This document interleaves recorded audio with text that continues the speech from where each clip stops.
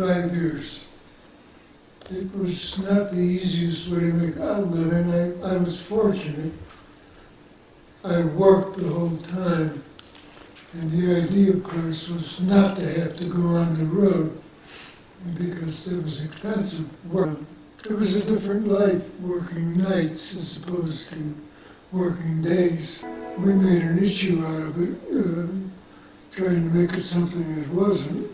It was just a damn tough way to go, though, because everybody else was on a day schedule.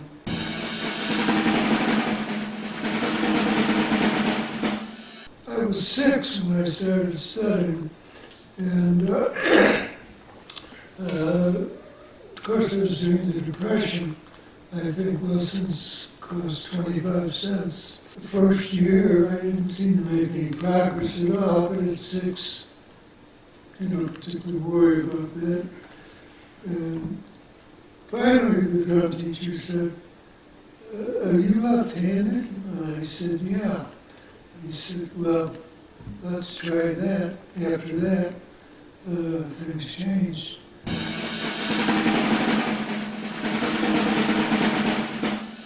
They had a grammar school orchestra, and I played in the orchestra, and it gave me probably a status that was withheld from me because of the way we were dressed.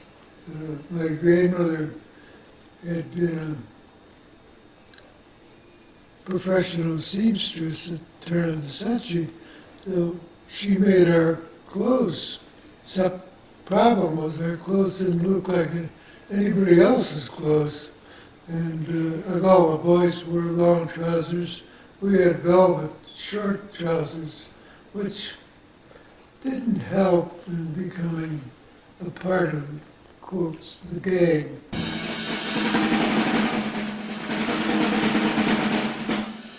There was a step-by-step progression in the field. Like most guys started playing high school dances while you were still in high school, and you know that a number of guys would just drop out of that, go to college. But if you stayed in it, like I did, you went from working ethnic weddings to strip joints. That was the next step. And there you worked 50 hours a week.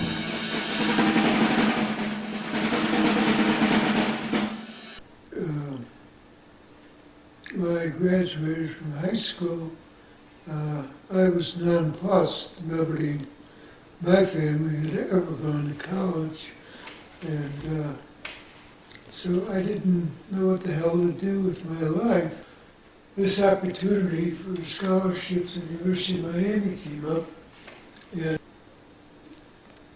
I took it. It paid tuition and books. Nobody in my family realized you had to have room and board too. It just didn't occur to anybody.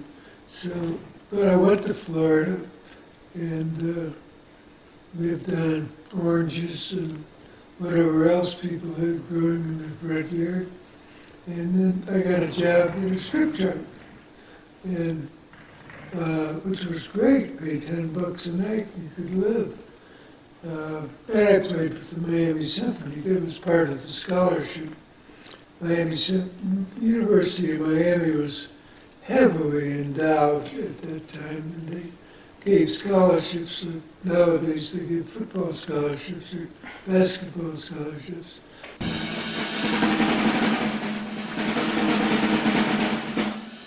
The demanding thing about the strippers was not how the band played.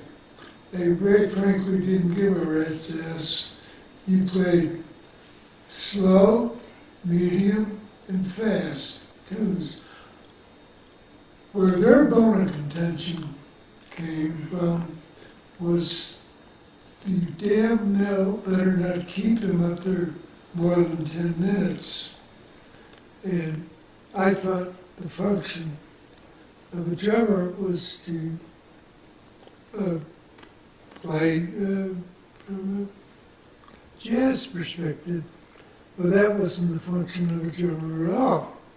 The function of a drummer was to catch everything that the strippers did on stage. I had no idea about that. And there was a stripper on stage, and she was dancing with a python. And but I didn't catch what I was supposed to catch. By catching, I mean cymbals, and drum rolls, and whatever enhanced her performance. And so when she came off stage, she took that python and slapped me across the side of the head and knocked me on the floor. And I learned to play shows pretty quick. They didn't make their money stripping. They made their money mixing at the bars and drinking bee drinks, which I think they got 25 cents a shot. Of course, they weren't drinking whiskey, they were drinking cold tea. They drank that many shots, they'd be under the table and first hour.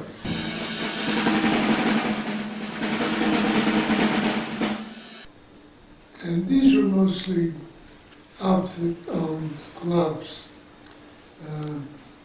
syndicate clubs. And their one rule was don't fuck with the chicks. Don't mess with the strippers. And they were intimidating guys, so you didn't. I did that for about 2 years. And it was, you got 50 hours a week, $65 a week is what you got paid. One check after another, from 9 to 12:30 without stop.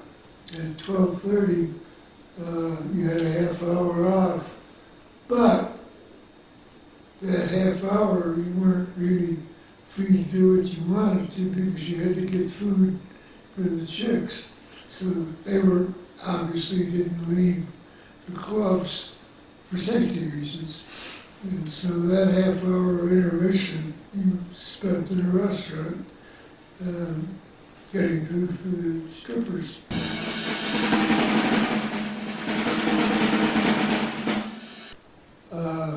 Before I started playing shows, I went to worked in an old sin town, Hurley, Wisconsin, which, well,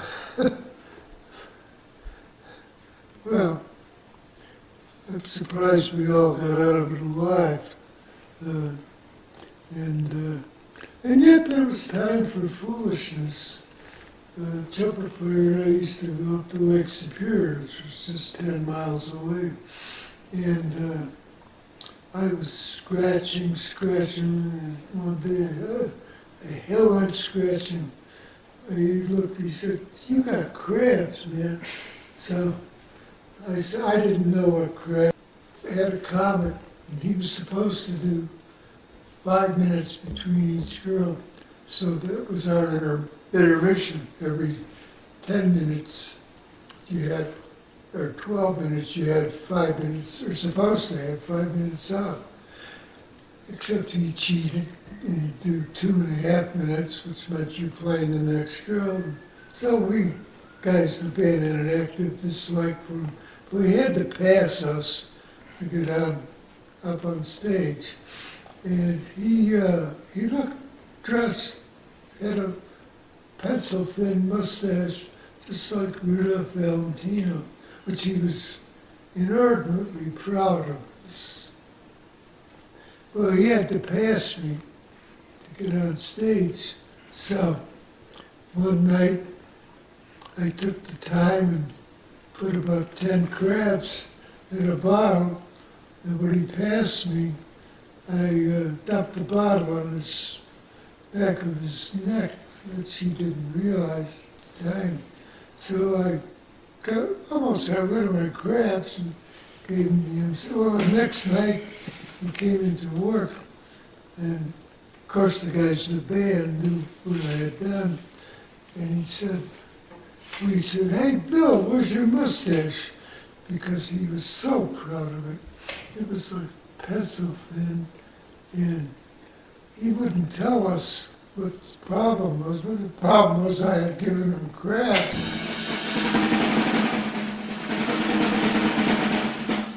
And our union was strong. They didn't fuck around. And they were amongst the strongest unions in the country. And in fact, Caesar Petrillo, the band was president of our local. Actually, he wasn't even a musician, or maybe played a couple notes, but he ran that union very strong, he didn't fuck around. And he was a godsend because the guys who worked the theaters, Oriental Theater, it was always a stage show. He had a big band. They worked 7 days a week, 10 in the morning till 10 at night. And Balbin and Katz, the owners of the big theaters, wouldn't even pay for the cleaning of their clothes, you know. And Petrillo said, fuck you, to Balbin and Katz, and he took all the musicians out. Well, the stage show. We didn't have a stage show unless you had a stage band. And within days, they capitulated. And that's the way we ran. The union was strong. It provided any insurance, hospitals. We didn't have that because musicians came and went. You worked 2 weeks, you worked 3 weeks, then you were out of work. So they didn't, you know, there was no such thing as compensation or hospitalization or vacations. He ran it like John L. Lewis ran the coal miners, and which was a godsend to us.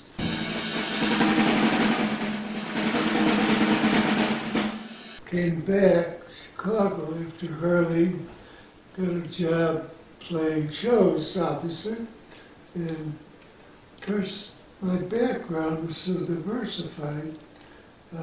Working in strip joints, you really developed fortitude. You never got off the beds. And I worked nightclubs until I got married, and I, of all things, joined a Dixieland band. I had never worked in a Dixieland band. I came up as a bebopper, and but it was in a lodge 100 miles from Chicago, which was really a wonderful job. I went back to college. I went to Beloit College. I was the oldest student in the school. I was 28. And of course, I started reading in 2nd grade. And I read a lot of history. So I was a welcome relief to the history professors who had finally had a student who was interested in read history. The band leader came from an old Eastern Unitarian family. And I had no idea that Unitarians and Masons were like cats and dogs. They hated each other. And when the 5th guy in the band joined the Masons, the band leader who came from a Unitarian family got paranoid and managed to get the band fired because the owner of the lodge was a Mason, and which was a shame. It was the best job I ever had. The first time either my wife or I had ever lived in a house, we rented a house, and I was pretty set I'd finish school. I did go to 8 colleges, but not because I flunked out, but because I went to school wherever I worked. Well, I had to quit going to Beloit College because we had to commute 1,100 miles a week to Chicago. We worked on Rush Street in a jazz club.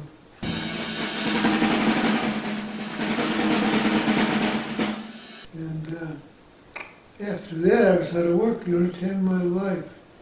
I was out of work for 2 weeks, and I didn't know what to do. I had a wife, 3 kids at that time, and I had 3 years of college in the humanities. The hell is that? I had to try to get a day gig with a background in 3 years in the humanities, 15 years as a musician. They just laughed at me. I mean, nobody would hire me in a day job. And I was beginning to panic when I finally ended up getting a gig. I mean, inadvertently got a job playing again.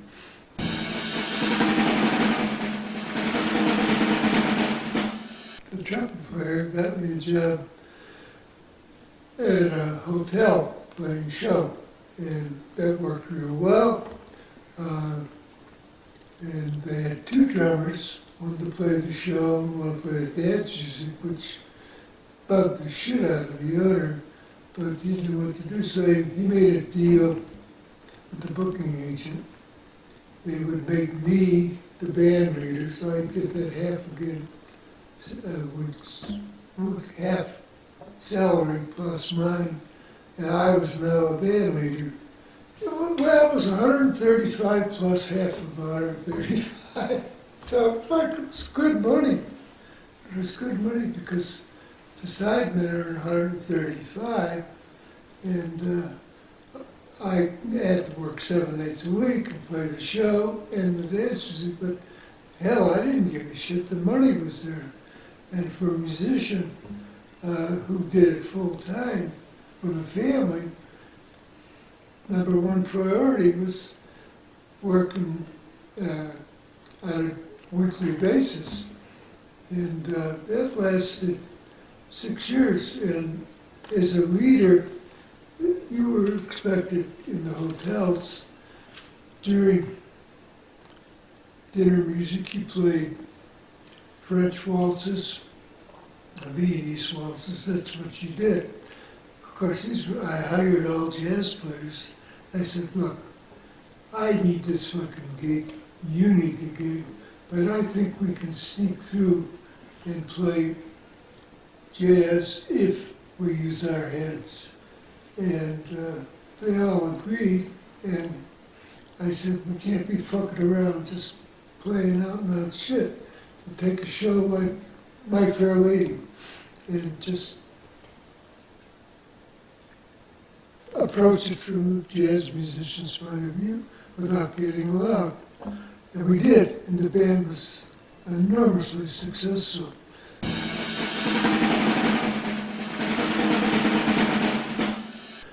And I got a job playing Broadway musicals, West Side Story, Maine, God damn.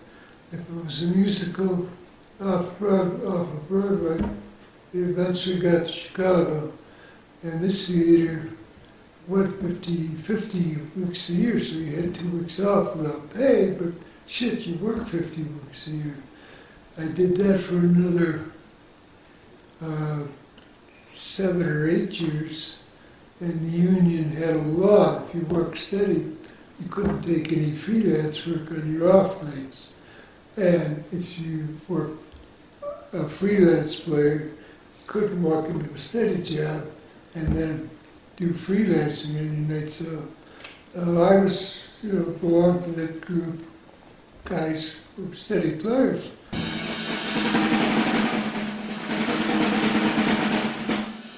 Well, when the theater closed, in the meantime, of course, everything, as it always is, was changing. The rock thing started to happen.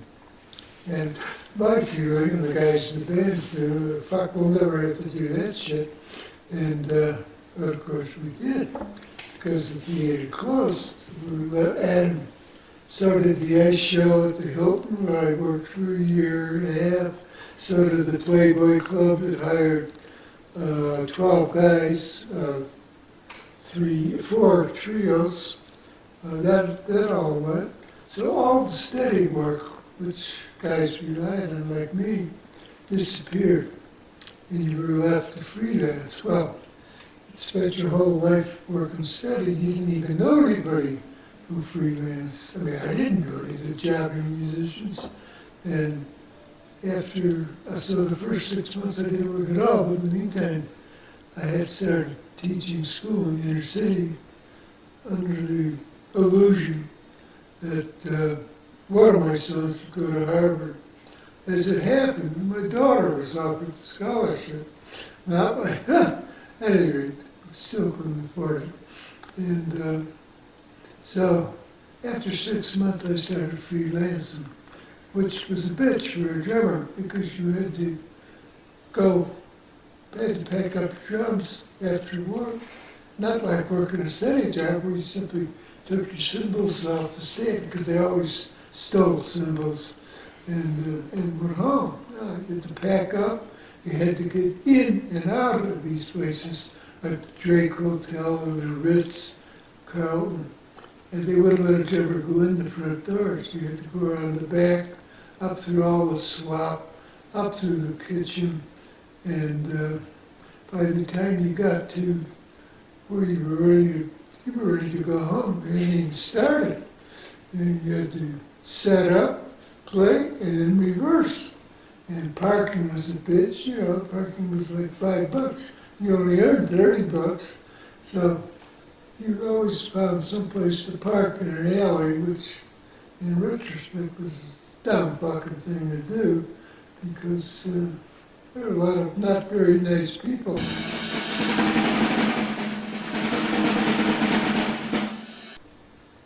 You didn't really, guys would come to town thinking maybe Chicago was a place to make a living because New York musicians, California musicians were all facing the same problems that Chicago musicians were facing.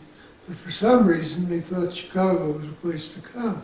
So, guys like Al Haig and Sonny Rollins, Chris, blacks owned jazz. The white players, best we could do was emulate what the black cats did. So you didn't really work jazz gigs. The jazz clubs were dominated by the black players, and rightfully so. They were better players. It was their music. And there were a couple white players, Al Haig being one of them, a couple of the guys in Chicago who played on a caliber, or played as black guys played, but they pretty much dominated. So you were lucky. A couple guys off Stan Kenton's band came to Chicago, thinking that they'd find work. Of course they didn't. But I worked Billie Holiday one night. She didn't show up for the rest of the gig, but she was totally strung out.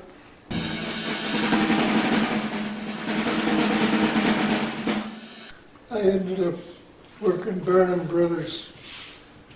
Bailey Circus at Soldiers Field, so whatever the hell it held. Always worked, not always, but for about 10 years, worked opening day with the Cubs with a big band at Wrigley Field, which to me was an exciting thing because I had to get there at 11 in the morning, get drums through those styles, and get there before anybody showed up. So I would be all alone, not even security, just all alone in Wrigley Field. And it was so beautiful, so touching, because it's a historic field with the brick wall around. And here I was, absolutely alone in Wrigley Field.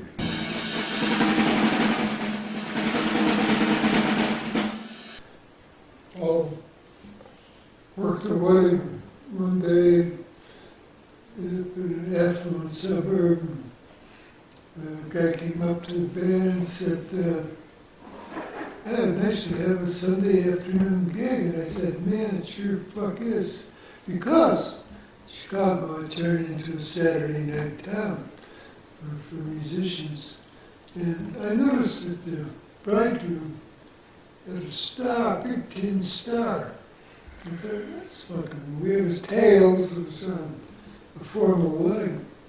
And the guy who had come up and talked to us, I saw him in the crowd, and they lined up for a buffet.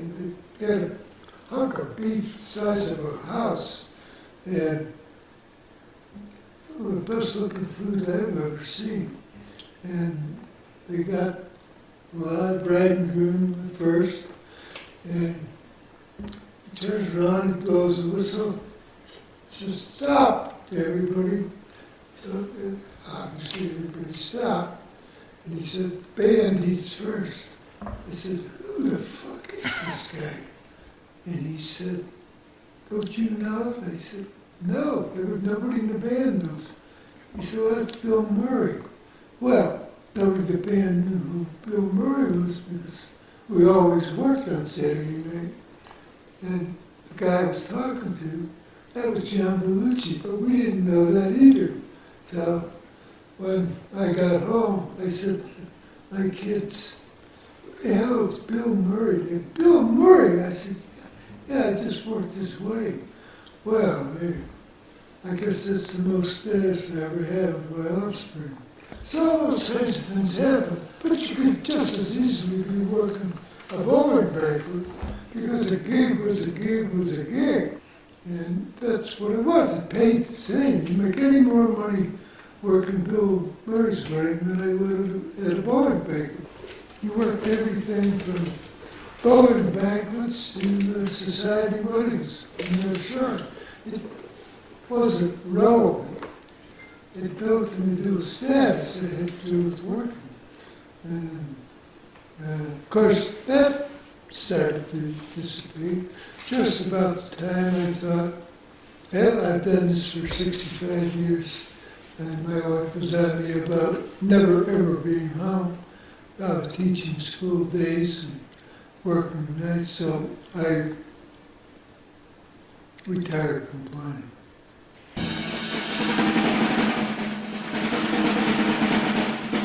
After I retired, I had never ever been home on a Saturday night, and so that was the transition.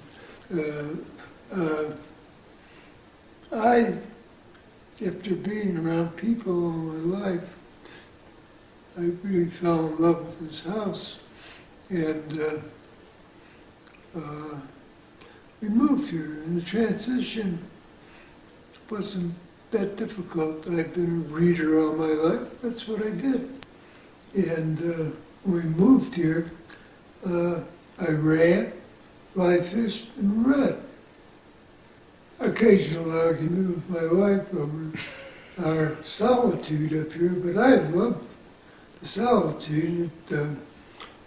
I was only really accustomed to hanging around musicians. And up here, they were all Tea Party people and right-wing Republicans. So I didn't have a hell of a lot in common with them.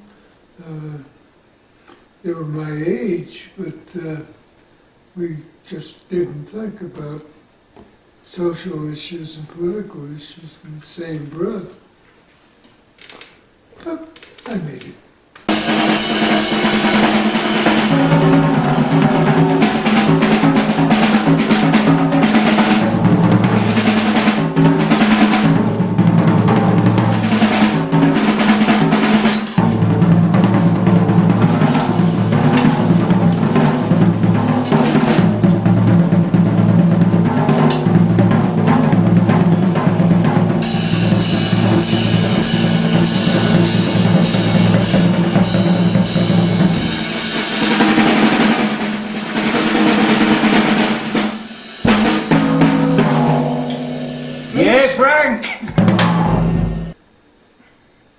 Curse? Yeah. They'd say, you motherfucker, cocksucker.